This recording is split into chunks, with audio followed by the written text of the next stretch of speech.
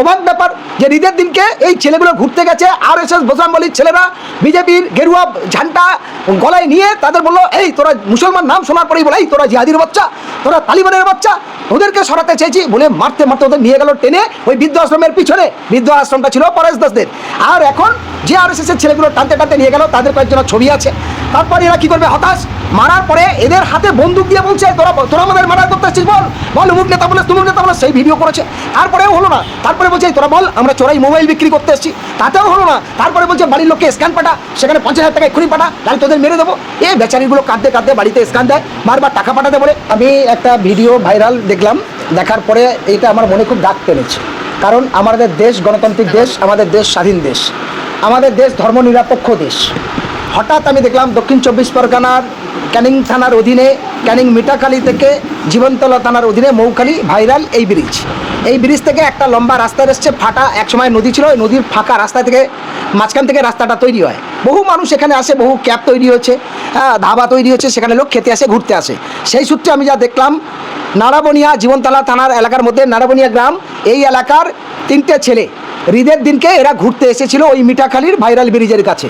আসার পথে ওখানে একটা বৃদ্ধদের আশ্রম আছে, আশ্রমের পাশেই একটা গাছ, গাছের কাছে গিয়ে বসতো। আমি দীর্ঘক্ষণ ধরে এদের সঙ্গে কথা বললাম, এর মায়ের সঙ্গে কথা বললাম, বোনের সাথে কথা বললাম। আক্রান্ত 3টে ভাই অল্প অল্প বিড়বিড় বিড়বিড় করে বলছে, ভালো করে কথা বলতে পারছে না, এখনও পর্যন্ত অসুস্থ। সেই 28 তারিখ থেকে আর আজকের 1 তারিখ এখনও পর্যন্ত সেই তারা অসুস্থ হয়ে আছে। আমি তার বাবার কাছ দিয়ে শুনলাম, তার প্রতিবেশীর কাছ দিয়ে শুনলাম। মানে অবাক ব্যাপার যে ঈদের দিনকে এই ছেলেগুলো ঘুরতে গেছে, RSS বোসাম্বলির ছেলেরা বিজেপির গেরুয়া ঝান্ডা গলায় নিয়ে তাদের বললো, এই তোরা মুসলমান নাম শোনার পরেই বলে, এই তোরা জিহাদির বাচ্চা, তোরা তালিবানের বাচ্চা, ওদেরকে সরাতে চেয়েছি বলে মারতে মারতে ওদের নিয়ে গেল টেনে ওই বৃদ্ধ আশ্রমের পিছনে। বৃদ্ধ আশ্রমটা ছিল পরেশ দাসদের। আর এখন যে RSS এর ছেলেগুলো টানতে টানতে নিয়ে গেল, তাদের কয়েকজনের ছবি আছে। তারপর এরা কি করবে, হতাশ, মারার পরে এদের হাতে বন্দুক দিয়ে বলছে, তোরা তোরা আমাদের মার্ডার করতে আসছিস, বল বল অমুক নেতা বলে তুমুক নেতা বলে, সেই ভিডিও করেছে। তারপরেও হলো না, তারপরে বলছে তোরা বল আমরা চোরাই মোবাইল বিক্রি করতে এসেছি, তাতেও হলো না। তারপরে বলছে বাড়ির লোককে স্ক্যান পাঠা, সেখানে 50,000 টাকা এক্ষুনি পাঠা, তাহলে তোদের মেরে দেবো। এই বেচারিগুলো কাঁদতে কাঁদতে বাড়িতে স্ক্যান দেয়, বারবার টাকা পাঠাতে বলে। এই এলাকার খবর শোনার পরে এলাকার বেশ কিছু যুবক ছেলেরা অত্যন্ত সাহসিকতার সঙ্গে জীবন হাতের তলে নিয়ে দৌড়ে দৌড়ে কাঁদতে গেল জীবনতলায়। জীবনতলা থানার মেজবাবুকে বারবার রিকোয়েস্ট করে, অনেক রিকোয়েস্টের পরেও তারা ঠিকভাবে প্রশাসনিক সহযোগিতা করেনি। পরবর্তীকালে এরা ক্যানিং থানায় বলেন, এবং ওই ব্রিজের কাছে যে ডিউটি অফিসার যারা ছিল কেন্দ্রীয় বাহিনীর সাথে ক্যানিং থানার পুলিশ, তারাও সঠিক সদিচ্ছা পূরণ করেনি। পরে এর আত্মীয় স্বজন নয়, পাড়া প্রতিবেশীরা বেশ কয়েকজন সাহসিকতার সঙ্গে অনেক খোঁজার পরে বৃদ্ধাশ্রম থেকে কিছুটা গিয়ে ওই নদীর চরে জঙ্গলমহল থেকে এদেরকে উদ্ধার করে। উদ্ধার করলে ঈদের দিন 3:30টার ঘটনা। তারপরে রাত্রে 8টা পর্যন্ত ওরা ক্যানিং হসপিটালে গেছে, হসপিটাল থেকে ক্যানিং থানায় গেছে। থানার পুলিশ তাদের দায়িত্ব মানুষকে নিরপেক্ষ ভূমিকা নেওয়া, কিন্তু তারা নিরপেক্ষ ভূমিকা নিল না, লিখিত নিয়েছে, নর্মালি একটা জিডি করেছে। আমি অবাক হয়ে গেলাম। আমি হোসেন গাজী একজন মানবাধিকার কর্মী হিসাবে আমি কোনো জাত দেখি না, কোনো ধর্ম দেখি না, কোনো দল দেখি না। সারা পশ্চিমবঙ্গে যেখানে মানুষ আক্রান্ত হয়েছে, যেখানে মানুষ বিপদে পড়েছে, সেখানেই দৌড়ে চলে গেছি। দুর্ভাগ্যের বিষয়, ক্যানিং থানার আইসি সাহেব, ক্যানিং ডিউটি অফিসার, কী অবস্থা যে এখনো পর্যন্ত তাদের যে বাইক, তাদের টাকা, তাদের মোবাইল কিছুই উদ্ধার করলো না। যে দুষ্কৃতীরা এই ঘটনাগুলো ঘটিয়েছে, এরা যখন থানায় গেছে, থানা থেকে ফিরছে, আবার রাস্তা থেকে তারা জয় শ্রীরাম স্লোগান দিয়ে এদেরকে চমকাচ্ছে। তাহলে পুলিশ কি তলে তলে সারা জীবন দলদাস হবে? পুলিশ কি সারা জীবন ওই দুষ্কৃতীদের দাবিদারি করবে? তারা নিরপেক্ষ ভূমিকা পালন করবে না? প্রশ্ন আমার এই জায়গায়। আমি আমাদের অল ইন্ডিয়ার প্রেসিডেন্ট মাননীয় শ্রী অতীন্দ্রনাথ ঘোষকে বিষয়টি জানিয়েছি। আমি নিজে স্পটে আসলাম, নারায়ণিয়া গ্রামে আসলাম, প্রত্যেকটা পাড়ায় ঘুরে ঘুরে আক্রান্ত ব্যক্তিদের সঙ্গে দেখা করলাম, তার পরিবারের সঙ্গে দেখা করলাম, কথা বললাম। আমি আমার সমস্ত বয়ান লিখিতভাবে আমি ক্যানিং থানাকে জানাবো, জীবনতলা থানার আইসির সঙ্গে কথা বলবো। তারপর আশা করব ক্যানিং থানার SDPO সাহেব, CI সাহেব, আইসি সাহেব, বারুইপুর জেলা পুলিশ এর যথাযোগ্য ব্যবস্থা গ্রহণ করবে। এবং আমি দাবি করছি 24 ঘন্টার মধ্যে ওই দুষ্কৃতীদের গ্রেপ্তার করে আইনের আওতায় এনে কঠোর শাস্তির ব্যবস্থা করতে হবে। কারণ আমরা হিন্দু, মুসলমান, দলিত, আদিবাসী, এই ক্যানিং শহর, এই জীবনতলা শহর, এই গ্রামের থেকে একসঙ্গে আমরা চলাফেরা করি। আমাদের সুন্দর সমৃদ্ধি আছে, একই বাজারে সকলের বাজার দোকান আছে, একই বাজারে আমরা সম্মিলিতভাবে কেনাকাটি করি। আমাদের সুন্দর সম্প্রীতি যারা ভাঙছে, আমাদের মিলনস্থিতি যে দুষ্কৃতীরা ভেঙে চুরমার করতে চাইছে, তাদের বিরুদ্ধে প্রশাসন সঠিক ব্যবস্থা গ্রহণ করবে। এই আবেদন আমি আপনাদের মাধ্যমে, চ্যানেলের মাধ্যমে প্রশাসনের দৃষ্টি আকর্ষণ করে বলতে চাই। না হলে পরবর্তীকালে আইনের ব্যবস্থা নেওয়ার জন্য প্রয়োজন হলে হাইকোর্ট পর্যন্ত যাওয়ার হলে যাব। কারণ ওই দুষ্কৃতীদের ভিডিও আমরা পেয়েছি, ওই দুষ্কৃতীদের ছবি আমরা পেয়েছি।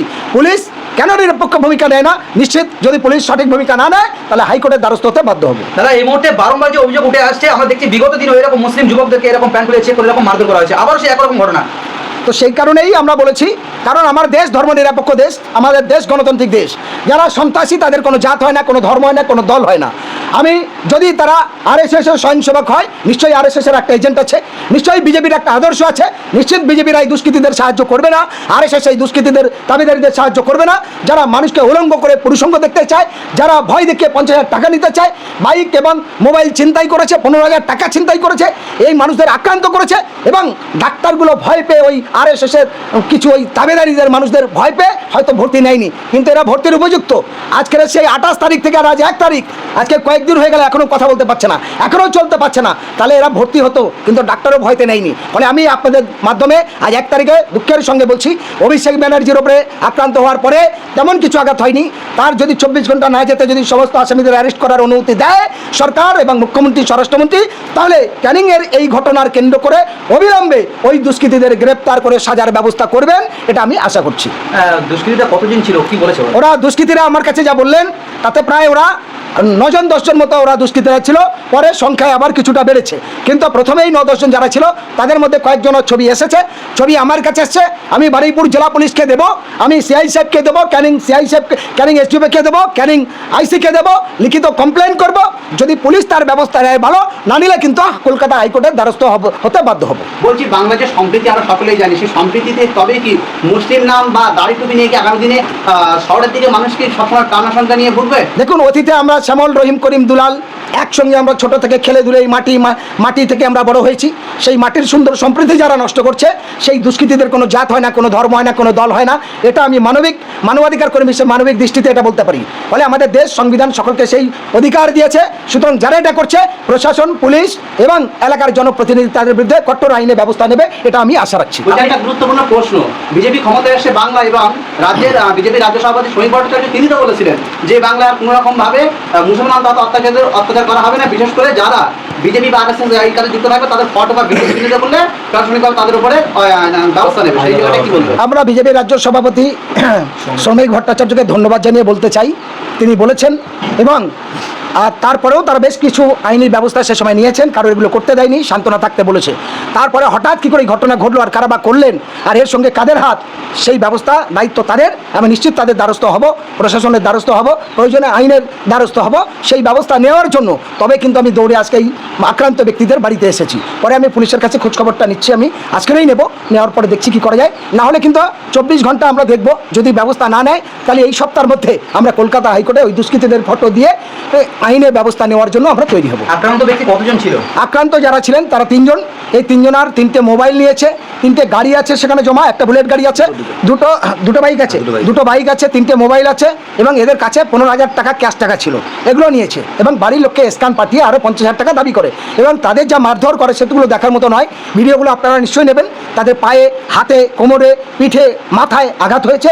তারা এখনও পর্যন্ত প্রায় মাসখানেক সুস্থ হয়ে উঠতে পারবে না, মনে হলো কয়েক মাস তারা কর্মহীন হয়ে থাকবে। এরা সব শিক্ষিত ছেলে, কেউ আনপাট নয়, মূর্খ নয়, কেউ MA পাস, কেউ গ্র্যাজুয়েশন, কেউ উচ্চ মাধ্যমিক, এরকম পড়াশোনা এরা জানে। ফলে এই ভালো ছেলেগুলো অল্প বয়স, এদের 20 বছর 22 বছর করে বয়স, এই বাচ্চাদের উপরে কেন এই আক্রমণ হবে, কেন এই দিশাহারা অমানবিক অত্যাচার হবে?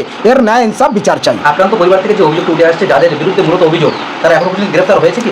তারা এখনো পর্যন্ত গ্রেফতার হয়নি, তারা বেহাল তবিয়াতে নাকি ক্যানিং ঘুরছে, এবং এই পরিবার থেকে কিছু মানুষ তারা আত্মীয় স্বজনের মাধ্যমে খোঁজখবর নিয়ে জানতে পেরেছে। আমি এই বিষয়টা আজকে দেখছি, দেখার পরে আইসির সঙ্গে কথা বলবো, প্রশাসনিক সমস্ত ডিপার্টমেন্টে কথা বলবো।